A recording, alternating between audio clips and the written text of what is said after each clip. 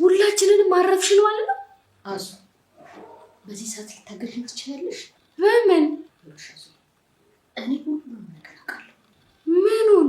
ከርብቃ እህት ጋር ሆነሽ ርብቃን እያገሻት መሆኑን በደንብ አውቃለሁ። እንዴት? እኔ እኮ ውስጥ ሆኜ ሁሉንም ነገር እየሰማሁ ነበር። እና ሁሉንም ነገር ታውቂያለሽ? አውቃሽ ነው ማለት ነው ረሳሽ የተባለው? አዙ ርብቃን ማገዝ ትፈልጊያለሽ?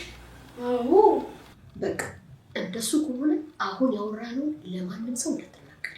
እሺ፣ ግን አንቺ ርብቃን በምን መንገድ መርዳት ትችያለሽ? እሱን በሂደት እናየዋለን። እንዴት ልመልሽ? ማለቴ ከዚህ በፊት አንቺ ርብቃን አትወጃትም። አሁን ለምን እሷን ማገዝ ፈለግሽ? እኔ ያለ ጥፋቷ ርብቃ ጎድቻታለሁ። አሁን ደግሞ መካስ እፈልጋለሁ።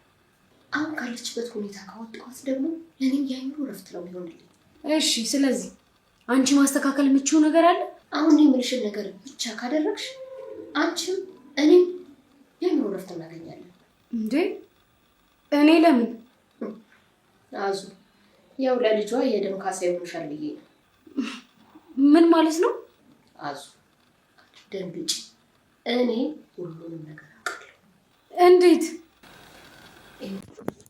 ሰላም እንዴት ናችሁ? ውድ የርብቃ ድራማ ቤተሰቦች እንኳን ወደ ቻናሌ በሰላም መጣችሁ። እንግዲህ ርብቃና አቤል አሁን ላይ ወደ ቤታቸው ተመልሰዋል። በድንገት ቤታቸውን ተወርሷል ሲባሉ ምንም ነገር ሳያንገራግሩ ማን ነው ይሄን ያደረገው ምንድን ነው ብለው ሳያጣሩ እንደው ዝም ብለው በደፈናው ከቤቱ ልቅ ብለው ነበር የሄዱት። ይሄ ነገር እንግዲህ እዩን በጣም አስደስቶት ነበረ። እቅዱ ሁሉ የተሳካለት መስሎት ነበረ።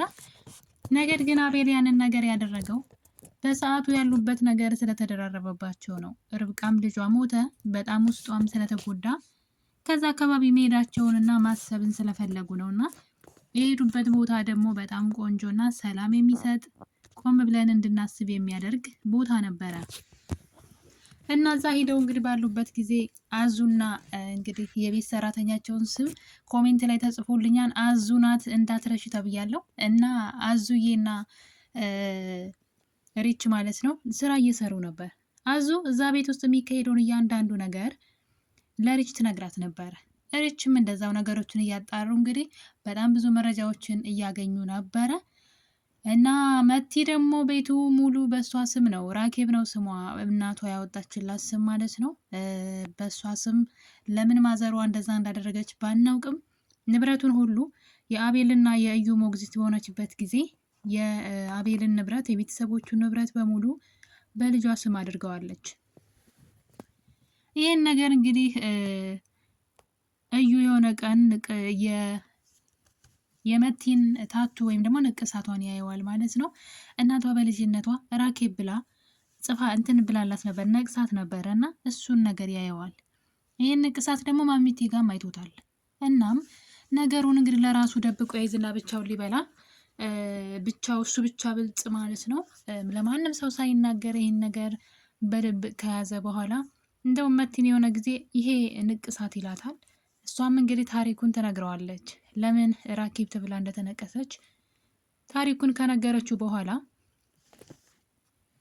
እዩ ግን ነገሩን መጠቀሚያ ነበር ያደረገው። ይህን ንቅሳት ግን የሆነ ቦታ አይቼዋለሁ ብሏት ነበረ ለጊዜው። ነገር ግን ቆይቶ ሀሳቡን በመቀየር ምንም ነገር ሳይነግራት እሱ ስራውን ይቀጥላል ማለት ነው። እናም እንግዲህ ያደረገው ነገር ምንድን ነው? ይህን አቤልን ንብረት በሙሉ በስሟ እንዳደረገላት ይነግራታል። እኔ እኮ ሴት ልጅ ስታፈቅር ሞኝ ናት ምናምን ይባላል እና የዚችኛዋ ግን ጅላጅልነት ነው። ሲጀመርም ሳትፈቀር በግድ ነው። አንዳንዴ ሳትፈቀሩ ካፈቀራችሁ እንደው ጭራሽ ከነመፈጠራችሁ ስለእናንተ መጠቀሚያ የሚያደርጓችሁ ሰዎች ከሆኑ ሲጀመር ጅላጅልነት ነው። አንዳንዴ ማለት ፍቅራችሁ ፈተና ውስጥ ሆኖ በፍቅር ምንድነው ይሄ መጀመሪያ የሚወዳችሁ ሰው ሆኖ ከዛ በሆነ አጋጣሚ ቢጠላ ወይ ብትጣሉ አብሮ መሆን ባትችሉ ለዛ የሚከፈል ዋጋ ደስ ይላል። ይቺ እኮ ጭራሽ እንኳን ሊወዳት ከመጀመሪያውን ሲጠጋት ጀምሮ ለጥቅም ነበረ። አቤልን አፍቅራ አስቡት እንግዲህ የምትወዷት ሴት የሆነ ወንድ ጋር ሄዳ ትተኛለች ማለት ነው። እና ምንም አይመስላችሁም? ይህ ፍቅር ስላልሆነ ነው። እና ለመጠቀሚያነት ነው የተጠቀመበት። እቃ ናት ለሱ። እሷ አቤል ጋር ሆና አቤልን አፍቅራ ያፈቀረች መስላ መረጃ እንድታመጣለት ነበር ሲያደርጋት የነበረው። እና እናም አሁን ላይ ደግሞ ምን አሰበ እንግዲህ ንብረቱ ሁሉ በእሷ ስም እንደሆነ ሲያቅ ንብረቱ ሁሉ በስምሽ አረኩልሽ አላት። እና እኔ በጣም ነው የምወድሽ ሲላት እሷም በቃ እኔም እኮ እንደምትወደኝ አውቅ ነበር ብላ እንግዲህ ከሱ ጋር እንደውም ምክንያት ነበር የምትፈልገው ይህን ቃል ለመስማት ከሱ።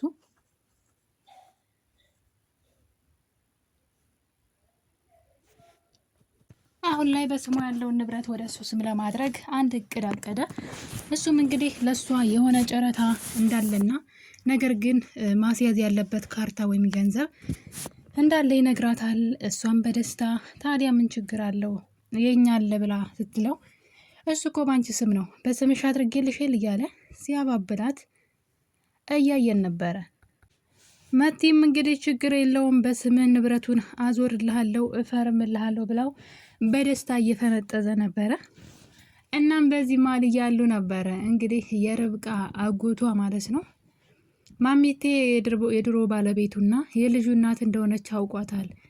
ነገር ግን በመካከላቸው ትክክል ያልሆነ ነገር እንዳለ እናም በምን እንግዲህ ልጁን ቀምተው ይሆን አላቅም ምን እንዳደረገችው እሷን መበቀል ይፈልጋል። እናም ርብቃ ፎቶውን ካሳየችው በኋላ እሷ ናት ወይ ልጄን እንደዚህ ህይወቷን ያመሰቃቀለችው ብሎ ወደ አዲስ አበባ መሄድ አለብን ብሎ እንግዲህ እዩን አቤልንና ርብቃን ወደ አዲስ አበባ ይዟቸው መጥቷል። ይህ ነገር በጣም አሪፍ ነው። ሰውየው እነሱን ወደ አዲስ አበባ ይዞ መምጣት የፈለገው ነገሩ ሆን ተብሎ የተሰራ ተንኮል ነው። በፍጹም ቤታችሁ ተወርሶ አይደለም። እናንተስ ይህን ነገር ሳታጣሩ እንዴት ትመጣላችሁ? በማለት እቃቸውን ሰብስበው እንግዲህ ርብቃና አቤል ወደ አዲስ አበባ ተመልሰዋል። በሌላ በኩል ደግሞ መቲ በጣም የሚያስጠላ እንደ መቲ አይነት ልጆች ሰዎች ማለት ነው እንኳንም ገንዘብ አልኖራቸው እንኳንም ሀብታም አልሆኑ ምንም ሳይኖራቸው እንደዚህ ከሆኑ የኖራቸው ጊዜ አይዶን ነው ሰውን ምን ሊያደርጉ እንደሚችሉ እና ማሚቴን ስታሰቃያት ነበረ። ካያችሁ እንግዲህ የገዛ እናቷ ናት። ሴትዋ ደግሞ እናቷ እንደሆነች መናገር አትችልም። እዩ አስፈራርቷታል።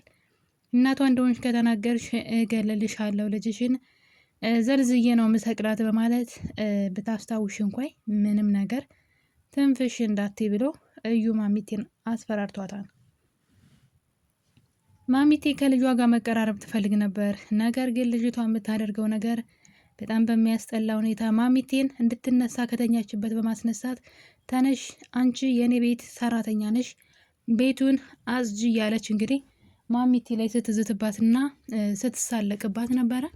መቆም ሳትችል በግድ ከቆመሽ ተነሽ ቁሚ ብላ ማሚቴ በቁማ ስትወድቅ እያየናት ነበር። እንግዲህ እንዴት ስታሰቃያት እንደነበረ የገዛ እናቷን እሷ ለእሷ ብላ እንግዲህ ርብቃን እስከ መጥላት ድረስ ብዙ ነገር እስከ መሆን ደርሳ ነበረ።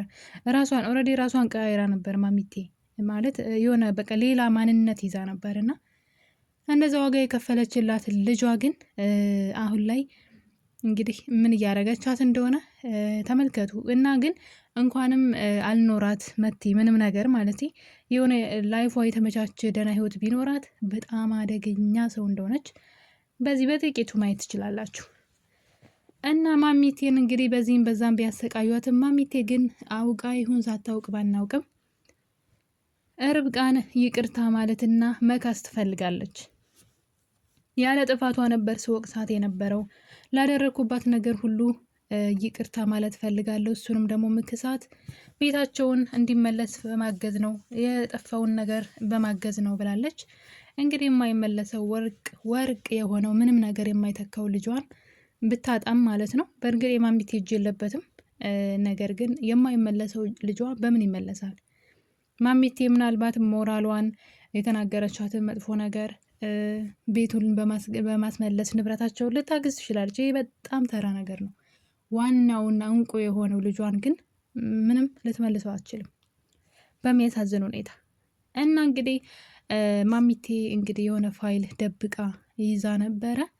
ይህንን ፋይል ደግሞ ለአዙ ሰታታለች። አዙና ሬች እዛ ቤት ስልክ ሲያወሩ ሰምታቸው ነበረ።